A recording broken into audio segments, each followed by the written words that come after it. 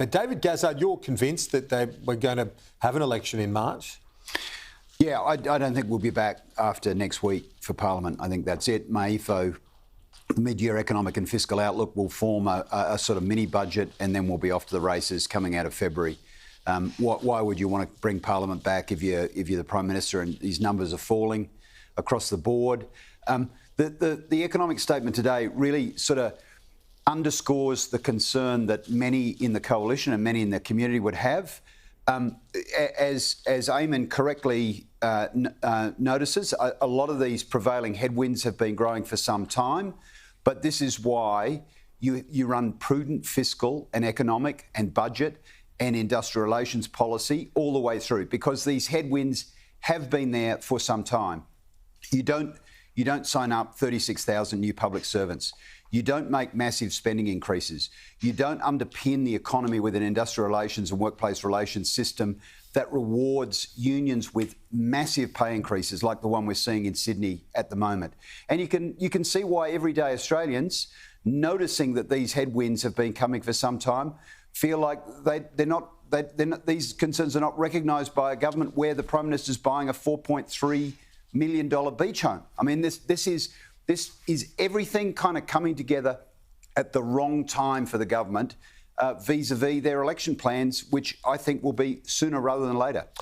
Eamon, what's the mood like within Labor right now, given David just touched on that, the house purchase on the Central Coast? There was some that had urged the Prime Minister not to go ahead with the purchase, is my advice, but that is what I've been told, but that he did anyway. And that has caused a real distraction at the very least.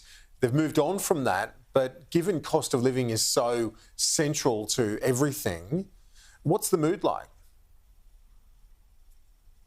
Well, the mood is there's a lot of work to be done. Having said that, this is a government that can actually stand on a pretty good record, I got to say, for having been around for just over 2 and a bit years. You know, you listen to what Gaz is saying about performance and economic management.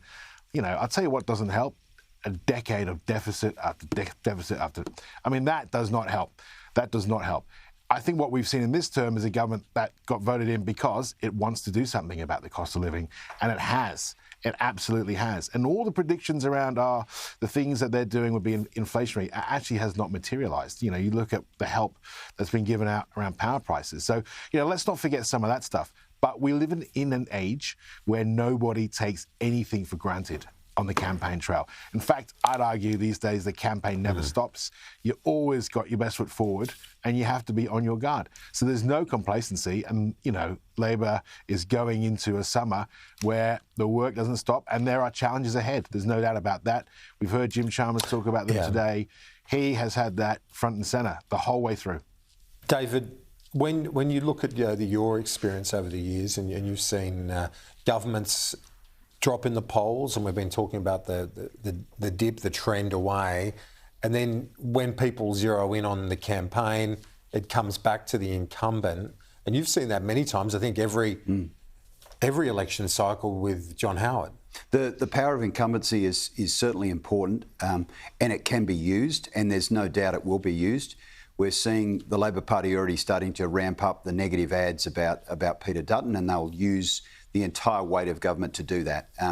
But that does not cover over the fact that for the last year, 18 months, the numbers for the Labor Party have been sliding and continue to slide in defiance of what Eamon is saying about, you know, having their nose to the grindstone on cost of living. Cost of living now is concerned 70% of the electorate, and that number has risen. That number is going to rise as we see the flow-through effects from, you know, falling minerals prices, falling exports, a declining Chinese economy, possible changes coming in the US vis-a-vis their trade policy, rising energy prices. So none of this matters. None of this spin matters. It's really where the community is at the moment, and you've got the primary vote of the Labor Party falling, the 2PP of the Labor Party crossing with the coalition, and Peter Dutton drawing almost level with Anthony Albanese as preferred Prime Minister. It's certainly very encouraging for our coalition members. One, frontbencher said to me they can see themselves getting to majority before Labor. So let's see how that all unfolds over coming months. David, Eamon, great to chat.